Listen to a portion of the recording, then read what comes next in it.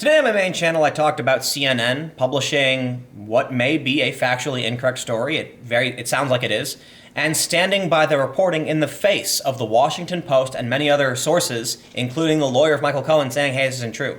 Why CNN doesn't want to retract is beyond me, but we can make a lot of assumptions. Suffice it to say, they have given us ample reason to distrust them. And that's why this story is so damn funny. Chuck Todd says the Roger Ailes created echo chamber is a reason for distrust in the media. I'm really, I don't know if you guys watch my other videos, but I'm just for the sake of it, I slammed really hard skating and I'm just in no mood for bullshit. So you know what, Chuck Todd, you're wrong, you're an idiot. Okay, that was too disrespectful. I shouldn't say that because that's not fair, but you are wrong. The distrust in the media is a symptom of the collapse of media. Plain and simple, okay? News organizations are chasing opinion. Chuck, you are part of the problem with this video and these statements. This story, Chuck Todd saying the echo chamber is a reason for distrust in the media, is like a fire truck on fire. It's so ironic. When I am someone who distrusts the media, not overwhelmingly, but to a very high degree, and there are many people who, like, I would give my trust in the media like between a 5.5 and a 6 out of 10. Like, I mostly trust what they're reporting on. And you'll notice that because I use them as sources in my videos. But I am very cautious and skeptical because of how much fake news these companies pump out. So when Chuck Todd says, oh, it's the Roger Ailes created echo chamber, and he says conservatives are in an echo chamber, I'm like, well, hold on. Nobody created the echo chamber. They're natural formations of our ecosystem on the internet. Okay? The left is in an echo chamber. You are literally in an echo chamber. They are in an echo chamber. And there's very few people who navigate between. We've actually seen the mock-ups where you can see these visualizations where you've got big clusters of the left and the right and like weird lines that like bend in between. So Chuck Todd, this is from TV Newser, thinks the conservative echo chamber, the Roger Ailes conservative chamber, is a big reason why mistrust in the media seems to be so prevalent in the U.S. Christian Broadcasting Network White House correspondent David Brody disagrees. He feels the American public has many reasons not to trust the mainstream media, not necessarily the echo chamber Todd was talking about. The back and forth between Todd and Brody took place yesterday, Meet the Press panel. So basically, I don't want to read the transcript, but Brody quoted a Knight Foundation statistic showing that 62% think the media is biased. So in other words, if you look at the approval ratings of Donald Trump versus the approval rating of media, and Todd fires back and says, no, this is the conservative echo chamber.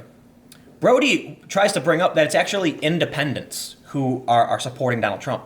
And that, at least as far as I know, is true, okay? I was on a decent amount of Trump's campaign trail at a ton of his rallies. I think I covered something like 30 plus Trump rallies. It was nuts. I was flying all over the country nonstop. I got a funny story. Once one of the dogs flagged my sling bag because I've been in conflict zones, so it smelled like, flash powder and stuff like that. And that was funny. But I've talked to a lot of people. And when I was in Florida, for instance, I would actually say 99% of the people I talked to at the Trump rally told me they never voted before. They were independent and they didn't like the Republicans, but Trump was different. And I think that's fair. The young people I talked to across the country told me that they also were like first-time voters. Some of these kids were like 18, 19, and 20, and they said that they didn't like the political correctness and the people who oppose free speech. These were a lot of people that I spoke with. So is it this conservative echo chamber? No, because a lot of mainstream Republicans didn't like Trump and resisted him.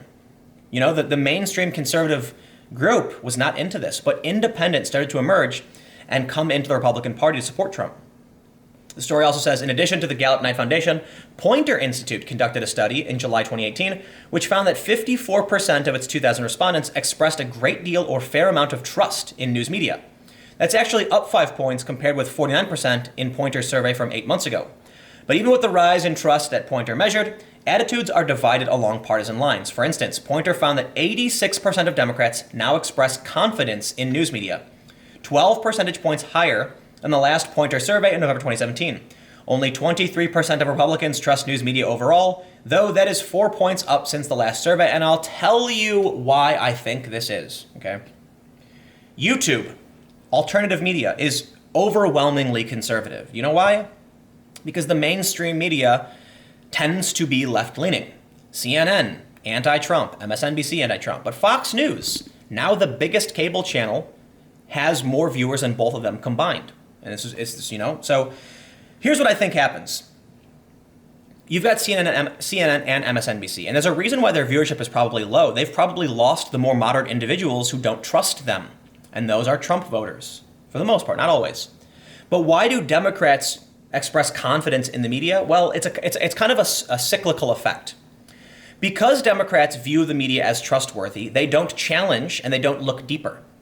And this is, at least in my experience, true. I don't want to say it's factually true, but in my experience, why is it that so many people on YouTube are conservative? So many of the comments are conservative. Why is it that when social justice warriors make videos, it's downvoted, thumbs down, into oblivion? The comments are overwhelmingly negative. Why is it that pro-Trump content and right-wing content does really well?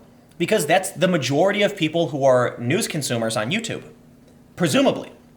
I do have some semi-official confirmation that independent news creators on YouTube are overwhelmingly conservative. And I think that's a bummer because we need more liberal people. But now look at me. I'm a really good example of this weird conflict because I'm a liberal, but often I counter the narrative from mainstream media. Why? Because I'm a liberal who doesn't trust the mainstream media to always be honest.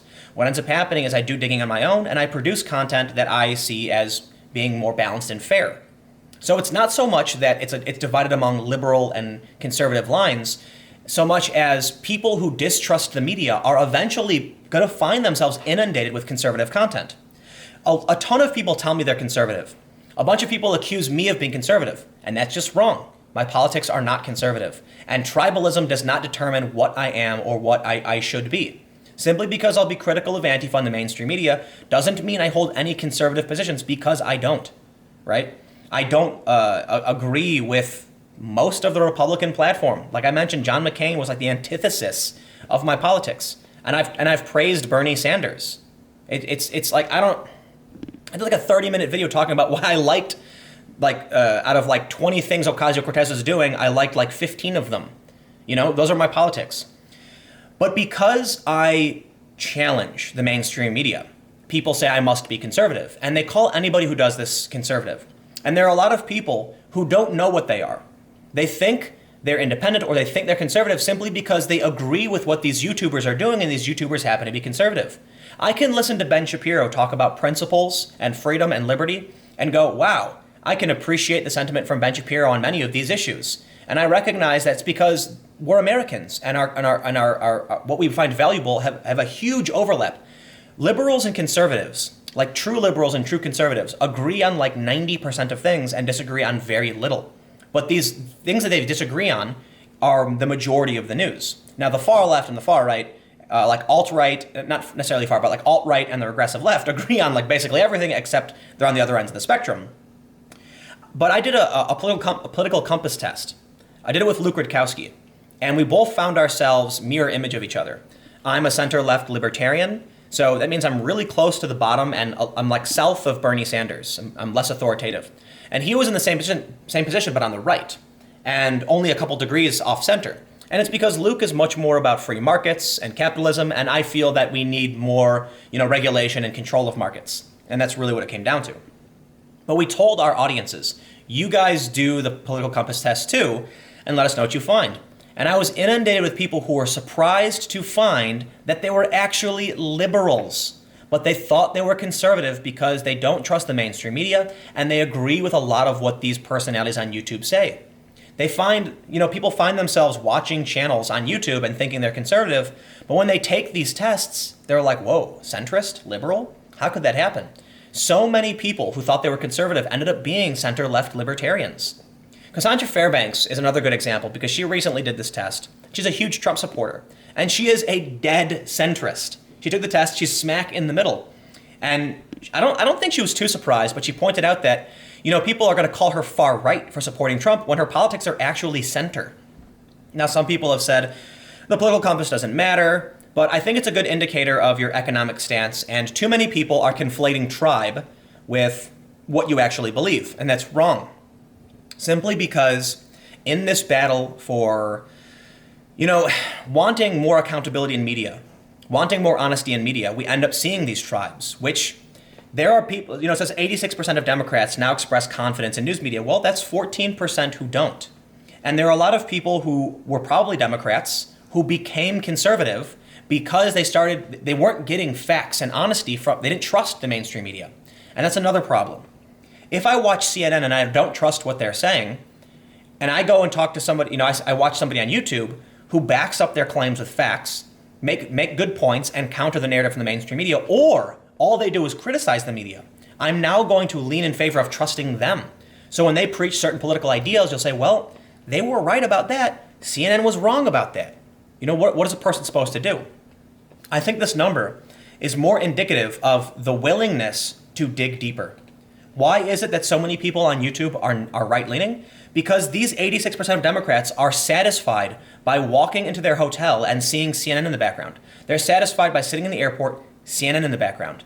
These people think Fox News is fake news, but even NewsGuard has rated Fox News as reliable and honest, just conservative. But they really just believe what they're being told. And this stems back to the thing I was talking about with college, my last video, that not enough people are leaders. There's too many followers. And I guess there's not much you can do about it. But to me, I think the divide really is between those that are willing to dig deep and better understand, and those that are satisfied with the status quo and the mainstream media. And then they're going to develop, they're going to believe insane things, and they're going to perpetuate those beliefs amongst their friends and their families. Most of my friends who are left-leaning know nothing about what's going on. And they watch my videos, and they're really confused because they're like, Tim, the video you made is in direct opposition to what I saw on CNN. And I'm like, did you see my sources for it? Did you see that I used Reuters and the AP and CNN was wrong and lied? And they go, but CNN's not fake news. And I'm like, maybe you should trust CNN a lot less. Admittedly, I think the bigger problems with CNN come from the cable channel and less from their website. But yeah, you can't trust these companies wholeheartedly. PBS, the Associated Press, the New York Times, the Wall Street Journal, Reuters are some of the most trustworthy outlets. And the New York Times gets a peg down from PBS, AP, and Reuters. I would weigh the Wall Street Journal and New York Times similar, but the Wall Street Journal above the New York Times. But I do think the New York Times does a pretty good job, because even when I've been a bit incredulous at the reporting they've done, they've proven to be factually correct. So, and I know people who work there, so I do believe that they can be honest. But as of late, they've started to fall into this trap, like with Sarah Jong, where they're just getting overly political, and now I just kind of wouldn't recommend the New York Times. But the Associated Press, Reuters, actually I would also add, CBS, ABC, and NBC also do really good jobs, but have had their gaffes in the past. But in terms of what CNN does, I would recommend, CBS over CNN any day of the week. So anyway, I think trust in media is actually what drives a lot of the culture war. Do you trust them or not? If you do, you're going to believe insane bullshit. And if you don't, you're going to seek out alternatives and probably learn a lot more. But if you really distrust the media, you're probably going to end up watching InfoWars and other, more hyper-partisan content, which can be as bad as stuff from CNN and what's on the left with Vox and the Daily Beast. So you really do need to be careful. And even if you really just don't trust these things, I really do recommend keeping an eye on the AP and Reuters, just because even though they've been wrong sometimes, it's good to see opinions from more just overwhelmingly trusted sources across the board. And what I mean by that is, although the Democrats tend to trust media more, most people, even Republicans, think PBS is honest, and the AP and Reuters. So that's something you can look into and help, balance your view. So anyway, I'm going to get out of here. I'm a bit beat up, so I'll see you guys tomorrow on the main channel at 4.